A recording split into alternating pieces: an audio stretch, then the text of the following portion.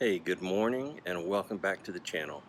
I'm JD with Silvertown Gardens, and if this is the first time we're meeting, hey, it's nice to meet you.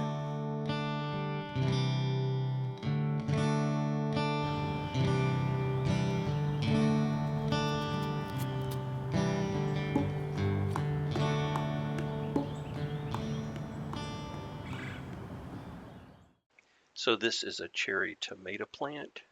I purchased it from the big box store as a seedling, transplanted it here into my raised garden beds, and they've grown quite a bit. As you can see, we have fruit. So today we're going to take a look at how to fertilize your plants in a raised garden bed. Now, I love to use organic bone meal. If you don't know what bone meal is, it's actually pulverized animal bones that have been defatted and it's ground into a powder like substance. Bone meal is a mineral supplement that's high in calcium and phosphorus. It's an excellent fertilizer for your root veggies, and in this case, excellent food source for tomatoes as it helps prevent blossom end rot.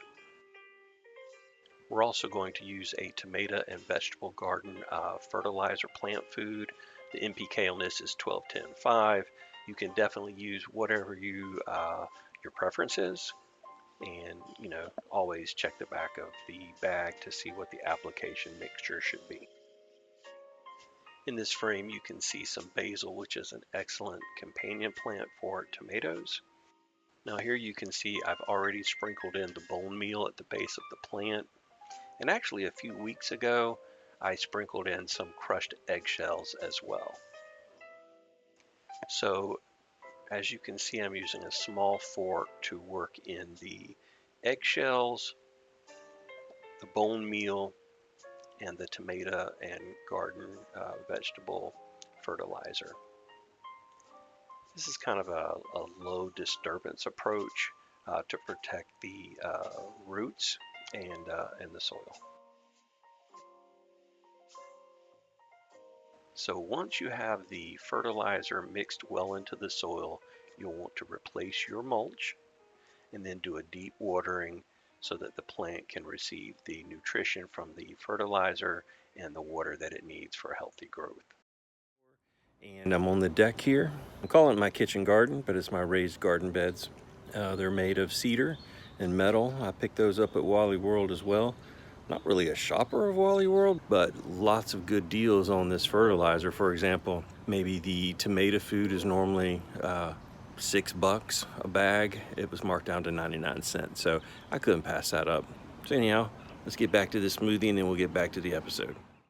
So let's do the next cherry tomato. We're going to repeat the same steps. As you can see, the mulch has been pulled back, the eggshells are exposed.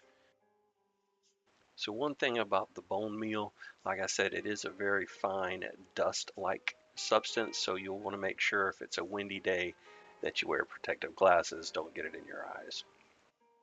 Also, I can't stress enough to make sure that you don't over fertilize. Make sure that you're reading the product label so that you get the right dosage for your particular situation or particular plant.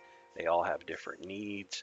So I even do a test a sample area to make sure that I don't overburn or fertilize my plants. So just a trick you might want to try. So to recap, we've added the eggshell, we added the bone meal, and now we're adding the tomato and vegetable garden fertilizer to the soil at the base of the cherry tomato plant.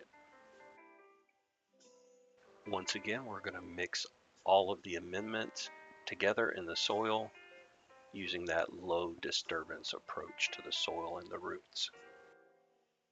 Most importantly, don't forget to do a deep watering after you have your amendments added to the soil.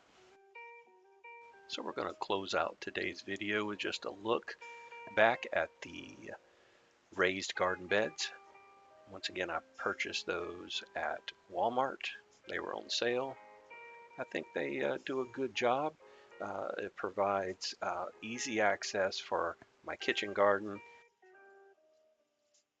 So in addition to the cherry tomato plants that we just fertilized, also in this bed We have basil, we have marigolds, zinnias, we have bell peppers, poblano peppers, gypsy peppers, Anaheim peppers,